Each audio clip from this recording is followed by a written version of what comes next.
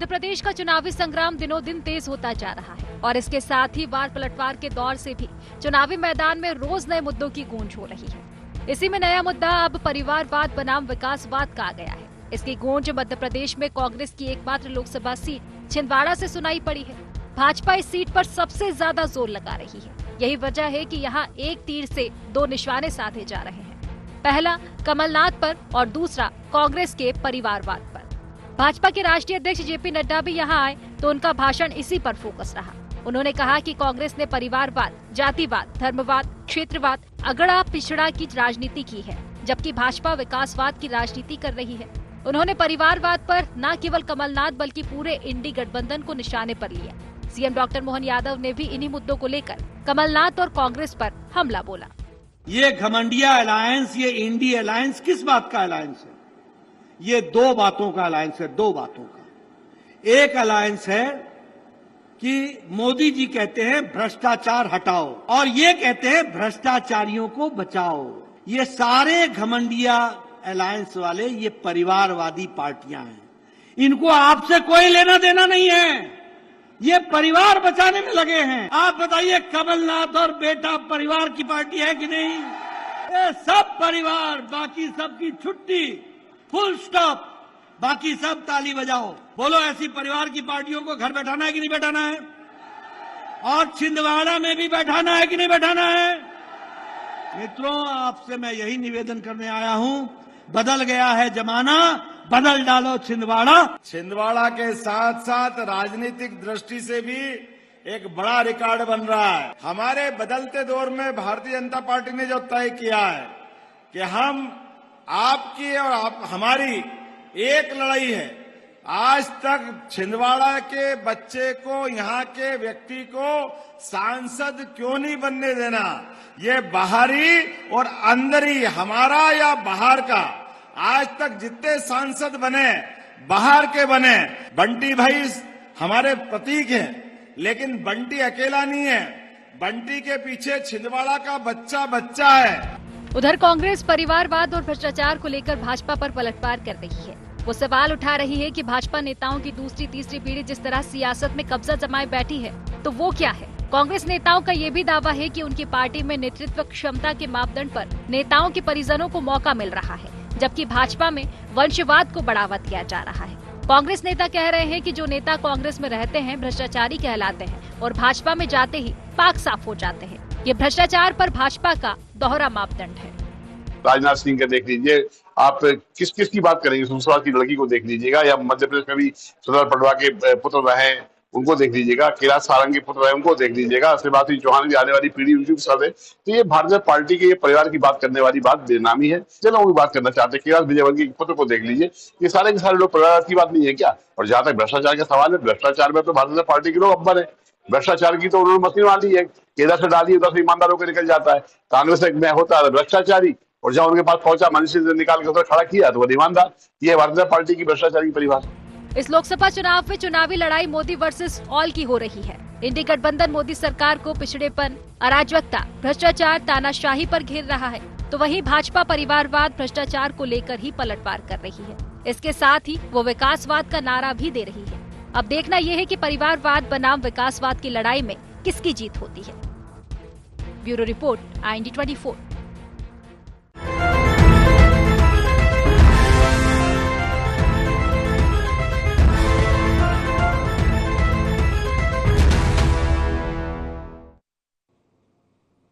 नमस्कार, IND agenda परिवारवाद बनाम विकासवाद में आपका स्वागत है। मैं हूं राजेश सक्सेना। आज इसी मसले पर, इसी विषय पर हम चर्चा करेंगे, बातचीत करेंगे।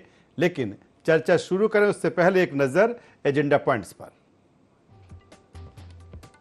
परिवारवाद बनाम विकासवाद पर क्यों पहुंची चुनावी लड़ाई? विकासवाद के नारे से कितना फायदा उठा पाएगी भारतीय जनता पार्टी? परिवारवाद के हमले से कांग्रेस और इंडी गठबंधन को कितनी चोट? छिंदवाड़ा में कितना असर करेगा परिवारवाद का मुद्दा? तो ये अहम एजेंडा पॉइंट्स है जिसके इर्द गिर्द आज की हमारी ये चर्चा होगी, डिबेट होगी। जिस तरह से मध्य प्रदेश में जो चुनावी समर है अब वो तेज हो चला है और दिग्गजों के जो दौरे हैं वो अब बढ़ चढ़कर देखे जा सकते हैं।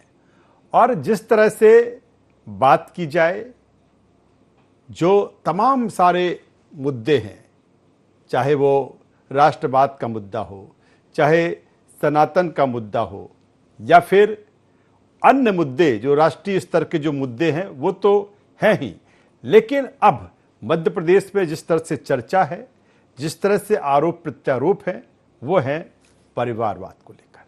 भारतीय जनता पार्टी कह रही है कि हमने विकासवाद को कायम किया है, हमने विकास को अपना एजेंडा बनाया है, और कहीं ना कहीं कांग्रेस परिवारवाद को बढ़ावा देती है। चाहे हम जेपी नड्डा की बात करें जो कि भारतीय जनता पार्टी के राष्ट्रीय अध्यक्ष हों, या अन्य तमाम नेता जो केंद्रीय नेता मध्य प्रदेश में आ रहे हैं, चुनावी सभाएं हो रही हैं, और अब जो बहस है, जो आरोप प्रत्यारोप है, वो परिवारवाद को लेकर है। इसके साथ ही एक बड़ा मुद्दा भ्रष्टाचार को लेकर है।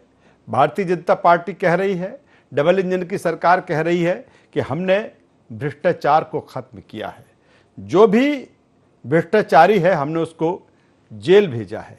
हम भ्रष्टाचार हटाने की बात कर रहे हैं तो कांग्रेस भ्रष्टाचार को बचाने की बात कर रही है।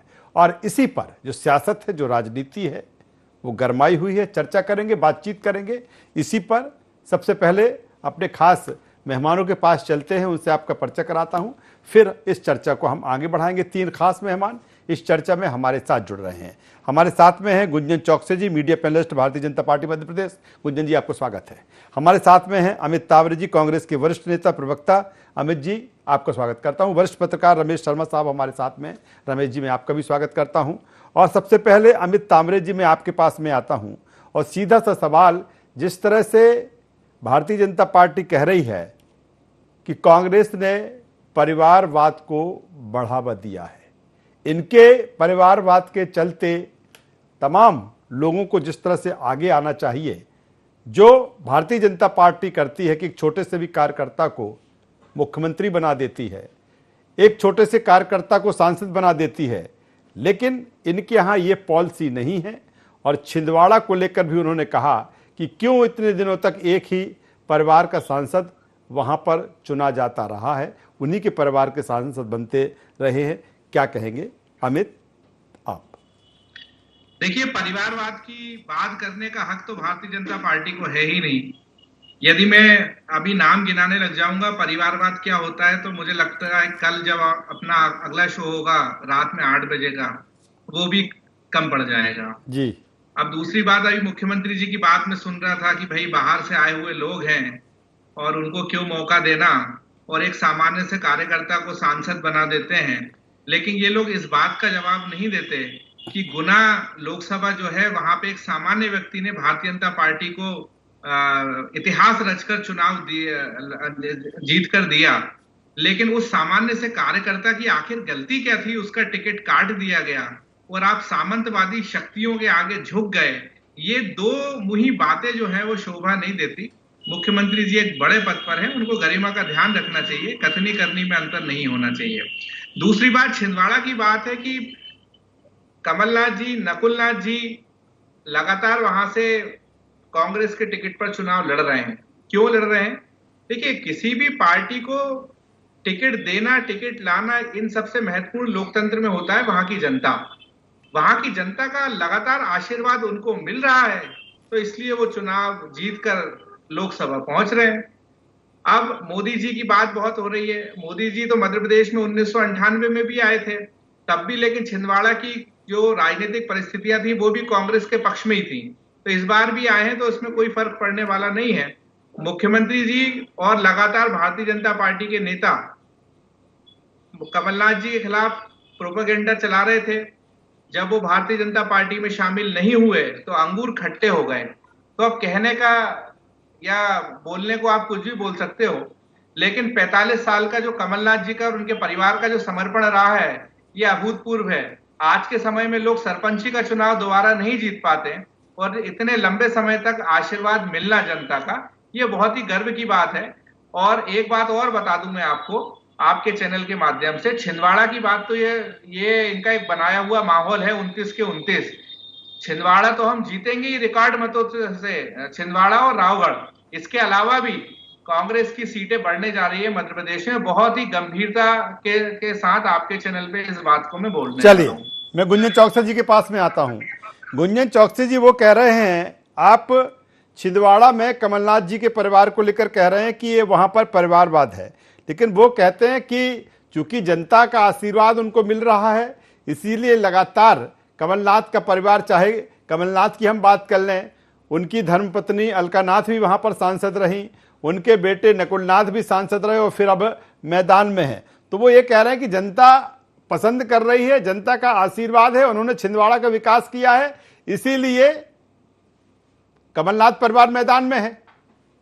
गुंजन चौकसी जी जी, अगर अमित जी की बात पे यकीन रखें तो अमित जी शायद कांग्रेस के प्रवक्ता नहीं है, अमित जी कमलनाथ जी के प्रवक्ता हैं। क्योंकि अमित जी ने जितने योगदान की बात की वो सिर्फ कमलनाथ जी की है कि कमलनाथ जी ने छिंदवाड़ा के लिए क्या किया, कमलनाथ जी की पत्नी ने छिंदवाड़ा के लिए क्या किया, बेटे ने क्या किया। तो छिंदवाड़ा के लिए कांग्रेस ने मतलब कुछ किया है। इसी को परिवारवाद कहते हैं राजेश जी, परिवारवाद की जो। लेकिन गुंजन जी लेकिन आपका भी तो फोकस, आपका भी तो पूरा फोकस छिंदवाड़ा पर है। आप नहीं, मैं प्रतिनिधि की बात कर रही हूँ। क्षेत्र पे फोकस होना बहुत अच्छी बात है, क्योंकि क्षेत्र का विकास होना है। वो एक ऐसा क्षेत्र है जो विकास में अछूता रह चुका है। और क्यों रह चुका है? क्योंकि कांग्रेस सिर्फ अपने सत्ता के लिए, अपनी कुर्सी के लिए एक ही परिवार की बागडोर को दे रखा है 45 वर्षों से। ये स्वयं कहते हैं बार बार कि कमलनाथ जी ने वहां की जनता के लिए किया। तो क्या इसका मतलब कांग्रेस का कोई और कार्यकर्ता ने वहां की जनता के लिए कुछ नहीं किया? आप सांसद उसी को चुनते हो ना जिसको आप पहले प्रतिनिधि बनाकर पार्टी उतारती है। क्या प्रतिनिधि के लिए कमलनाथ जी के परिवार के अलावा कोई प्रतिनिधि वहां पे इनको नहीं मिला छिंदवाड़ा के लिए? क्या राहुल गांधी जी, सोनिया गांधी जी, प्रियंका गांधी जी, कहां किस क्षेत्र की मैं बात करूं? राजेश जी, मैं इन्हीं से पूछती हूँ अमित जी से, हम क्षेत्रवाइज शुरू करते हैं तो मैं इन्हें गिना सकती हूँ कि कांग्रेस में परिवारवाद की जड़ कहां है। आप बताएं, दिल्ली में नहीं है क्या? गांधी परिवार में नहीं है? कमलनाथ जी के पास नहीं है? दिग्विजय सिंह जी, जयवर्धन सिंह जी, क्या इनके अलावा लक्ष्मण सिंह जी? आपने विधानसभा चुनाव में देखा था दिग्विजय सिंह के 6 रिश्तेदारों ने उनको विधायक के लिए प्रतिनिधि बनाया गया था। कि ये परिवारवाद नहीं है? अगर आप इनके इंडी गठबंधन पे चले जाएंगे तो शायद 4-5 डिबेट हमें कम पड़ जाएंगे सिर्फ इनके परिवारवाद के नाम गिनाने में। ये बताना चाहते हैं अगर जनता का विकास होना है तो वो विकास को विजन में रखना है, कुर्सी को विजन में नहीं रखना है। लेकिन क्या गुंजन जी जो चीज आप कह रही हैं ठीक है, कांग्रेस में परिवारवाद है, कांग्रेस में परिवारवाद है, लेकिन क्या भारतीय जनता पार्टी भी इससे अछूती है? भारतीय जनता पार्टी इसलिए इससे अछूती है क्योंकि भारतीय जनता पार्टी का जो मिशन है वो जनता का विकास है। जो प्रतिनिधि जब चयन होता है, और आपने बहुत खूबसूरती से ये बात रखी थी कि भारतीय जनता पार्टी में एक तीसरी पंक्ति में बैठा हुआ कार्यकर्ता भी मुख्यमंत्री बनता है। भारतीय जनता पार्टी में न क्षेत्र देखा जाता है, न जात देखी जाती है, न लिंग देखा जाता है। भारतीय जनता पार्टी में अमीर गरीब नहीं, भारतीय जनता पार्टी सिर्फ 4 जाति की बात करती है। हमारे प्रधान सेवक देश के श्री नरेंद्र मोदी जी ने सिर्फ 4 जाति की बात की है, महिला, गरीब, किसान और युवा। सिर्फ ये 4 जाति, अगर इनका सशक्तिकरण हो जाएगा, इनका कल्याण हो जाएगा, इनका उत्थान हो जाएगा तो देश को विकसित राष्ट्र की श्रेणी में 2047 में आने से कोई नहीं रोक सकता। और जो विजन है, जिस पथ पर भारतीय जनता पार्टी, आऊंगा सेकंड राउंड में आऊंगा। वरिष्ठ पत्रकार रमेश शर्मा साहब हमारे साथ में, रमेश जी से भी मैं कमेंट ले लेता हूं, उनके भी विचार ले लेता हूं। जी गुंजन जी आता हूं, रमेश शर्मा साहब हमारे साथ में है। रमेश जी, चूंकि लोकसभा चुनाव है, तमाम सारे मुद्दे चुनावी सियासत और राजनीति में तैर रहे हैं, लेकिन अब जो चर्चा हो चली है वो परिवारवाद को लेकर है। हालांकि ये कोई पहला मौका नहीं है जब परिवारवाद और वंशवाद पर चर्चा हुई हो। ये बहस लंबे समय तक चलती रही है और ये भी अब बताने की कोशिश है कि नहीं, अगर परिवारवाद की बात की जाए तो आपकी पार्टी में है, हमारे यहाँ परिवारवाद वाली चीज़ नहीं है। किस रूप में देखते हैं सर इस मैन चुनावी समर में इस परिवारवाद की जंग को? देखिए, मोटे तौर पर राजेश जी, कौन सा मुद्दा मतदाता पर कितना असर करता है ये तो अपन को परिणाम में दिखता है, लेकिन प्रचार के दौरान राजनीतिक दलों को कोई ना कोई मुद्दा तो अवश्य मिलता ही है। तो परिवारवाद का मुद्दा भाजपा का एक बड़ा मुद्दा है, और ये न केवल वो परिवारवाद का आरोप भाजपा वाले कांग्रेस पर लगाते हैं, बल्कि कांग्रेस गठबंधन में जितने भी दल हैं, उन वो लालू यादव जी का हो, अखिलेश यादव जी का हो, सारे के सारे जितने दल हैं उन सब में कहीं ना कहीं ये बात अपेक्षाकृत अधिक दिखती है। लेकिन अब कोई भी राजनीतिक दल परिवारवाद से मुक्त आज के समय में बहुत मुश्किल है। ये ठीक है कि राष्ट्रीय स्तर पर और प्रांतीय नेतृत्व के स्तर पर भाजपा में ये झलक नहीं दिखती परिवारवाद की, लेकिन कहीं ना कहीं निचले स्तर पर टिकट के मामले में अपन को कई बार दिखता है कि फला परिवार का व्यक्ति था, उसके परिवार को मिल गया, ऐसे उदाहरण हमको देखने को मिलते हैं।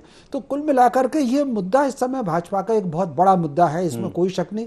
विकास को लेकर के जो उन्होंने बातें कही हैं वो भी एक उनका बड़ा मुद्दा है, और सबसे बड़ी बात ये जो है विकास के साथ साथ राष्ट्रभाव और सांस्कृतिक चेतना, ये कहीं ना कहीं भाजपा के पक्ष में जाती है। यद्यपि कांग्रेस इसका ताकत के साथ मुकाबला कर रही है, और कहीं ना कहीं ये कांग्रेस की जमीनी पकड़ रही होगी कि वो अभी 2023 के चुनाव में उनका वोट प्रतिशत कम नहीं हुआ, लेकिन ठीक है तो सीटें उनकी बहुत ज्यादा कम हो गई। तो इस स्थिति में ये चुनाव वाकई रोचक हो गया। और जैसा कि मैंने पहले भी कई बार अपने यहाँ कहा है कि कांग्रेस के पास केवल एक सीट है, अगर उसमें से एक और वृद्धि कर लेते हैं तो मैं समझता हूं उनकी कांग्रेस की सफलता ही होगी। अब दूसरी जहां तक छिंदवाड़ा की बात है, राजेश जी, इतने बड़ी संख्या में जो दल बदल वहां हो रहा है ये मुझे आश्चर्यजनक लगता है। वो किस योजना से आए हैं, वो हृदय से आए हैं या किसी योजना से आए हैं? ऐसे उदाहरण हमको राजनीति में मध्य प्रदेश में ही मिलते हैं कि चुनाव के समय किसी योजना से दूसरे दल में चले गए और परिणाम के बाद लौट के चले गए। और सोशल मीडिया पर इन दोनों एक स्टोरी चल रही है, पता नहीं कितनी सच है, इसलिए मैं उसका नाम नहीं लूंगा, महू विधानसभा क्षेत्र की, कि योजना पूर्वक कौन गया और कौन आया। इससे पहले अब ये लोग जो गए हैं वो किस योजना से गए हैं? क्या वो कमलनाथ जी के बेटे को हराने के लिए गए हैं, या कहीं ना कहीं वहां जाकर के कुछ अलग रणनीति से काम करेंगे? जैसे दो उदाहरण देना चाहता हूं। जैसे जब राणा सांगा का और बाबर का युद्ध हुआ खानवा के मैदान में, इससे पहले चूंकि राणा सांगा जीत गए थे तो महमूद लोधी राणा सांगा की फौज में चले गए, और एन वक्त पर जो स्थिति बनी तो युद्ध का नक्शा बदल गया। ठीक उसी प्रकार दूल्हाजू जो है वो रानी लक्ष्मीबाई के साथ आ गए। अंग्रेज तो हार गए थे पहले, दूल्हाजू आ गए और दक्षिणी द्वार उन्होंने फिर खोला। तो कुल मिलाकर के कौन आदमी किसी योजना से गया है ये तो भविष्य में देखने की बात है। जी चलिए अमित जी के पास में आता हूं। अमित जी, जिस तरह से गुंजन चौकसी जी ने जो कहा आप उसका जवाब देना चाहेंगे, लेकिन सवाल इस बात को लेकर है कि वो कह रहे हैं कि आपका जो गठबंधन बना, जो आपका इंडी गठबंधन बना, कहीं ना कहीं अगर इस गठबंधन को देखें तो सारे परिवार के लोग ही वहां पर इकट्ठे हुए हैं। और अगर हमने जो एक पॉलिसी अपनाई है, मैंने पहले भी इसका जिक्र किया कि हर स्तर के व्यक्ति को, हर छोटे से छोटे कार्यकर्ता को हमने आगे लाने की कोशिश की है। क्या इस तरह की चुनौती, चाहे कांग्रेस की बात करें, इंडी गठबंधन की, जब आप भारतीय जनता पार्टी से मुकाबला करते हैं तो एक बड़ी चुनौती कांग्रेस के सामने है?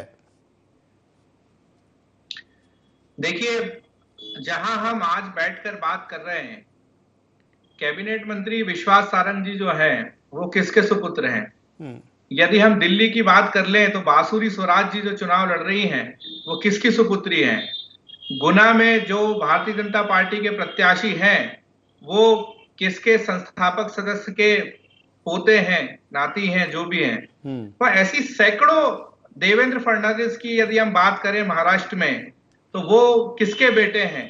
ये, और आप तो राजनीति तो आप छोड़ो, अभी तो T20 का जमाना चल रहा है, तो हम लगातार कैमरे पर बैठकर देख रहे हैं जो BCCI के जो सबसे ताकतवर पदाधिकारी जय शाह, वो किसके बेटे हैं?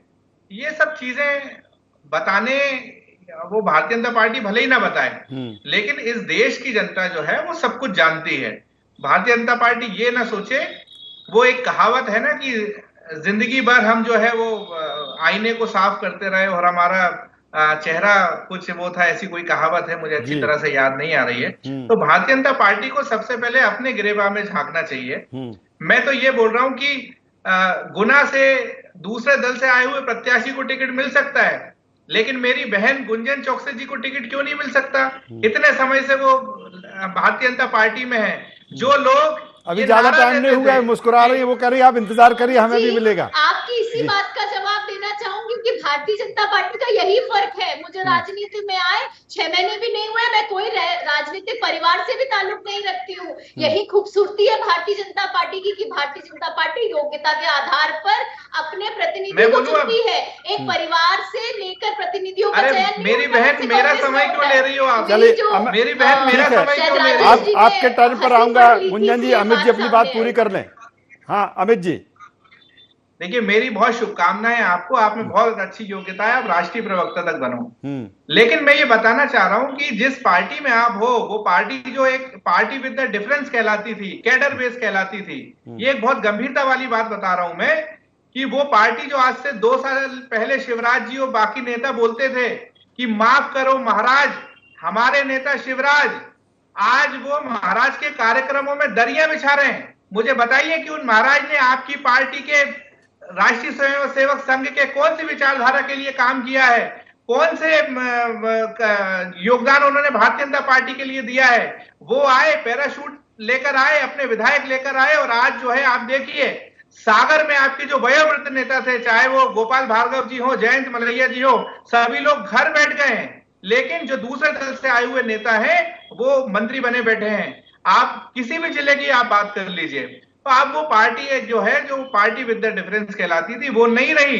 आप समझिए, आप जिस तरीके से परिवारवाद की बात कर रहे हैं, आप लिस्ट उठाकर देखिए पहले, चाहे मैं केंद्रीय आपकी उसकी बात कर लूं, मंत्रिमंडल की, या राज्यों में जो आपकी सरकारें हैं उनकी हम बात कर लें, सभी जगह परिवारवाद भरपूर समाया हुआ है।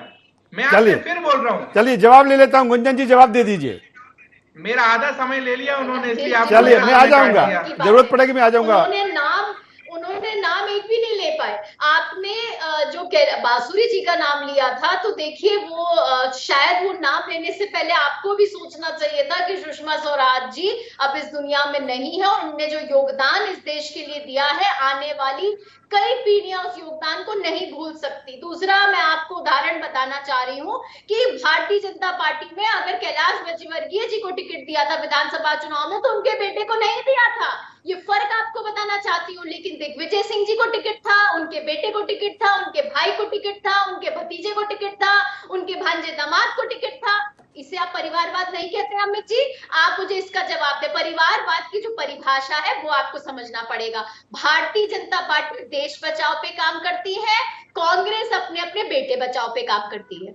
भारतीय जनता पार्टी विकासवाद पे काम करती है, कांग्रेस परिवारवाद पे काम करती है। भारतीय जनता पार्टी जोड़ने में यकीन रखती है। आप देखें, अगर आपने देखा होगा, अखबार आप पढ़ते हैं तो सिर्फ आपको दिखता है कि भारतीय जनता पार्टी कैसे जोड़ने में यकीन रखती है, हर एक काम कितने ढंग से करने में यकीन रखती है। वही कांग्रेस भंग में यकीन रखती है, कांग्रेस विभाजन में यकीन रखती है। कभी आप जनता को धर्म के नाम पे विभाजित करते आ रहे हैं, कभी आप जनता को जाति के नाम पे विभाजित करते आ रहे हैं। सॉरी, और अब एक नई चीज कांग्रेस ने शुरू कर दी है राजेश जी, छिंदवाड़ा की क्योंकि बात निकली है तो मैं शायद इसको मेंशन करना चाहूंगी कि 4 लाख रुपए जो निकले हैं, पहले ये जो लोकतंत्र था देश का, उसको ये नोट तंत्र से खरीदना चाहते हैं। पहले ये जो देश का बंटवारा करते थे, अब ये नोटों का बंटवारा कर रहे हैं। जनता को छिंदवाड़ा की, चलिए रमेश जी से कमेंट से नोटों की जरूरत नहीं। रमेश जी से फाइनल कमेंट से ले लेता हूं। रमेश जी, अब्बा जिस तरह से जिक्र परिवारवाद का हो रहा है, विकासवाद का हो रहा है, चुनाव के दरमियान जो चीजें हैं, तमाम मुद्दे मैंने पहले भी कहा, कितना जनता पर इनका असर होता है इस परिवारवाद को लेकर? क्योंकि जिस तरह से छिंदवाड़ा में कहा गया कि एक ही परिवार का इतने दिनों तक राज रहा, वो बाहर के थे, स्थानीय लोगों को जो मौका मिलना चाहिए था इन्हीं की वजह से नहीं मिल पाया, और यही कारण है कि एक ही परिवार का साम्राज्य उस छिंदवाड़ा में रहा। या फिर इंडी गठबंधन के जरिए जो चीजें हुई हैं, कितना असर करती हैं सर चुनाव के वक्त में इस तरह चीजें जनता पर? देखिए, इसमें तो कोई शक नहीं, ये सारी की सारी चीज़ें असर करेंगी। और ये जो गठबंधन है, और गठबंधन में जो दूसरे दलों की कहीं ना कहीं बहुत जो अतिरेक वाली स्टेटमेंट्स हैं और उसका कांग्रेस के द्वारा समर्थन करना है, इसका कहीं ना कहीं प्रभाव पड़ेगा। कांग्रेस कहीं ना कहीं सनातन को लेकर के उतनी नकारात्मक नहीं है जितनी नकारात्मक कुछ क्षेत्रीय दल है अब। लेकिन चूंकि अब कांग्रेस उनके साथ खड़ी हुई है तो उसका प्रभाव थोड़ा बहुत पड़ेगा। छिंदवाड़ा में भी इसमें कोई शक नहीं, ये जमीन से जुड़े हुए नेता थे। इन 40 वर्षों में कहीं ना कहीं वो किनारे लगे हैं। छिंदवाड़ा और महाकोशा शायद वो क्षेत्र है जो 1942 में अगर आप देखेंगे सबसे बड़ा आंदोलन वहां हुआ था, गोली चली है सिवनी में, छिंदवाड़ा में, जबलपुर में। तो वो जो पूरी की पूरी टीम और टोली थी वो कहीं ना कहीं किनारे लगी है। और नए जो जिनको कहना चाहिए कि बिल्कुल गणेश परिक्रमा करके जो लोग आगे बढ़े हैं, तो ये असंतोष तो छिंदवाड़ा क्षेत्र में है। लेकिन फिर भी मतदाता का भाव थोड़ा अलग था, इसकी वजह से परिणाम आते रहे हैं। अब लेकिन इस बार देखना यह है कि वाकई इस बार छिंदवाड़ा का चुनाव बहुत दिलचस्प हो गया और 29 में से 24-25 सीटों का लगभग रुझान बहुत स्पष्ट है। 4-5 सीटों पर बड़ा तगड़ा संघर्ष है, जिसमें से 2-3 सीटों पर संघर्ष भारी है।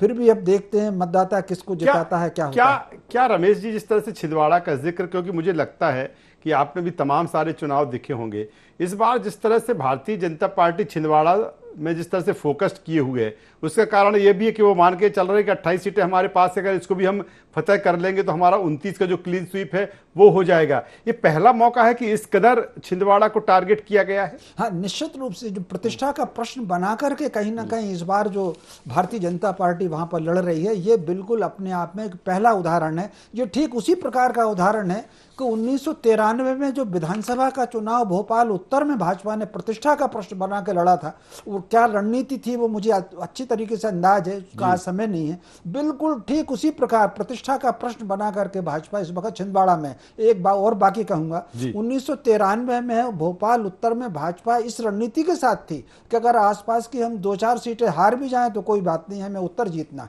ठीक उसी प्रकार इस वक्त भाजपा सबसे ज्यादा फोकस छिंदवाड़ा में, चलिए सबसे ज्यादा फोकस छिंदवाड़ा पर भारतीय जनता पार्टी का है। और इसके अलावा तमाम सारे मुद्दे हैं, चाहे वो राष्ट्रीय स्तर के मुद्दे हों या फिर प्रादेशिक मुद्दे हों, लेकिन इसके साथ ही परिवारवाद और विकासवाद, अब जो ये लड़ाई है और जनता ही तय करेगी कि आखिर जो परिवारवाद है वो किस पार्टी में किस स्तर का है, या फिर अगर जब विकास की बात हो रही तो कितना विकास हुआ है, क्या वो विकास जनता के मन मस्तिष्क पर पहुंचा है। और ये तमाम सारी चीजें हैं, किसी भी चुनाव में जनता ही सर्वोपरि होती है और जनता पर ही ये चीजें असर डालती है। लेकिन देखना होगा इस समर में, इस लड़ाई में, इस जंग में कितना असर किस मुद्दे का, किस चीज का होता है। तीनों मेहमानों का यहाँ पर धन्यवाद करूंगा, शुक्रिया करूंगा। तो जिस तरह से मध्य प्रदेश में 29 सीटों पर लोकसभा की जो जंग है, जो लड़ाई है, तमाम सारे वादे दावों के साथ जो जुबानी जंग, आरोप प्रत्यारोप का दौर, लेकिन कुल मिलाकर जनता ही तय करेगी कि उसका सिरमौर कौन है।